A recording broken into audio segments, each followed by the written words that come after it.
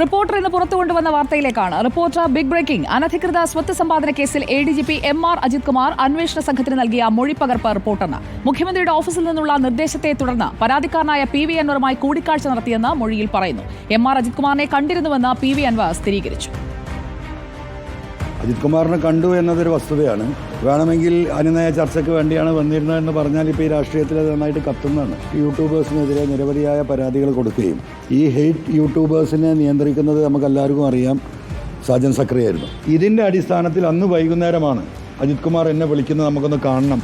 അപ്പോൾ എനിക്കതിൽ ചെറിയ അഭിപ്രായ വ്യത്യാസങ്ങൾ മുമ്പ് കൊടുത്ത പരാതികളിൽ പോലീസ് നല്ല രീതിയിൽ ആക്ഷൻ ചെയ്യുന്നില്ല എന്നുള്ളൊരു ചെറിയ പരാതി ഞാനന്ന് സൂചിപ്പിച്ചിരുന്നു.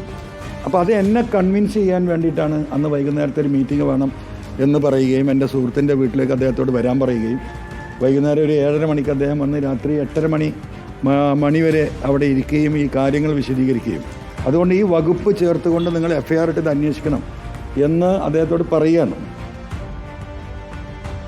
35 ലക്ഷത്തിന് വാങ്ങിയ ഫ്ളാറ്റ് വാങ്ങി 10 ദിവസത്തിനകം വിറ്റതിന് വിചിത്രമായ വാദമാണ് ADGP ഉന്നയിക്കുന്നത്. 2009 വാങ്ങിയ ഫ്ളാറ്റ് ആധാരമാക്കിയില്ല എന്ന കാര്യം അറിയുന്നത് 2016 വിൽക്കുന്ന സമയത്തെന്നാണ് മൊഴി. ദേശദ്രോഹ പ്രവർത്തനങ്ങളിൽ ഏർപ്പെട്ടവരുമായി ചേർന്ന PV അൻവർ തന്റെ DGP പദവി ഇല്ലാതാക്കാൻ ശ്രമിച്ചെന്നും MR അജിത് കുമാർ ആരോപിക്കുന്നു. റഹീസ് റഷീദ് നമുക്കൊപ്പം ചേരുകയാണ്. Good evening Rahees Rasheed. ഈ മൊഴിയിലുള്ളത് ഗുരുതരമായ കാര്യങ്ങളാണ്. PV അൻവർ അക്കാര്യത്തിൽ ഒരു സ്ഥിരീകരണം നടത്തുന്നത് നമ്മൾ കാണുകയാണ്. എന്താണ് മനസ്സിലാക്കേണ്ടത്?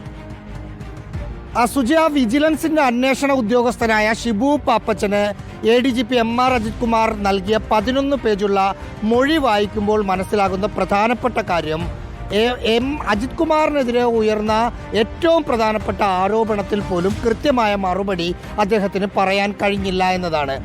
ഫ്ലാറ്റ് 35 ലക്ഷം രൂപയ്ക്ക് വാങ്ങി 10 ദിവസം കൊണ്ട് 65 ലക്ഷം രൂപയ്ക്ക്, അതായത് 30 ലക്ഷം രൂപ ലാഭത്തിന് വിറ്റു. അതിൽ ഇല്ലീഗലായ ഇടപാടുകൾ നടന്നു എന്നതായിരുന്നു PV അൻവറിന്റെ പ്രധാനപ്പെട്ട ആരോപണം. അതിന് അജിത് കുമാർ കൊടുത്ത മറുപടി വിചിത്രമാണ്. അജിത് കുമാർ പറയുന്നത് 2009 ആ ഫ്ലാറ്റ് ഞാൻ വാങ്ങിയതാണ്, SBIയുടെ 25 ലക്ഷം രൂപ ലോൺ എടുത്തിട്ടാണ് ഫ്ലാറ്റ് വാങ്ങിയത്. പക്ഷേ അത് വിൽക്കുന്ന സമയത്താണ് ആധാരം നടത്തിയില്ല എന്ന് തനിക്ക് മനസ്സിലായതെന്ന അതിവിചിത്രമായ ഒരു വാദം അദ്ദേഹം മുന്നോട്ട് വയ്ക്കുന്നു. മറ്റൊന്ന്, അനുരഞ്ജന ചർച്ചകൾ മുഖ്യമന്ത്രിയുടെ ഓഫീസിൻ്റെ നിർദ്ദേശപ്രകാരം PV അൻവറുമായി നടത്തി എന്നതാണ്. അതിനുശേഷവും PV അൻവർ ശക്തമായി അജിത് കുമാറിനെതിരെ മുന്നോട്ട് പോകുന്ന കാഴ്ചകളാണ് നമ്മൾ കണ്ടത്. മറ്റൊന്ന്, താൻ ADGP ആയ താൻ DGP ആവാതിരിക്കാൻ അൻവർ ശ്രമിച്ചു. അതിനുവേണ്ടി വിദ്വേഷ രാഷ്ട്രീയ പ്രവർത്തനങ്ങൾ നടത്തുന്ന ആളുകളുടെ പിന്തുണ കൂടെ തേടി. പോലീസിൻ്റെ പിന്തുണ അൻവറിന് കിട്ടി, കേരള പോലീസ് ഓഫീസേഴ്സ് അസോസിയേഷൻ്റെ പിന്തുണ കിട്ടി എന്ന വാദങ്ങളെല്ലാം ഉന്നയിക്കുന്നുണ്ട്. ഈ വാദങ്ങളെല്ലാം ഇതൊന്നും മുഖവിലക്കെടുക്കാതെയാണ് ഇന്നലെ വിജിലൻസ് കോടതി MR അജിത് കുമാറിനെതിരായ ക്ലീൻ ചീറ്റ് തള്ളിയത്. സുജയ, വ്യക്തമാണ്. റഹീസ് റഷീദാണ് നമുക്കൊപ്പം ചേർന്നത്.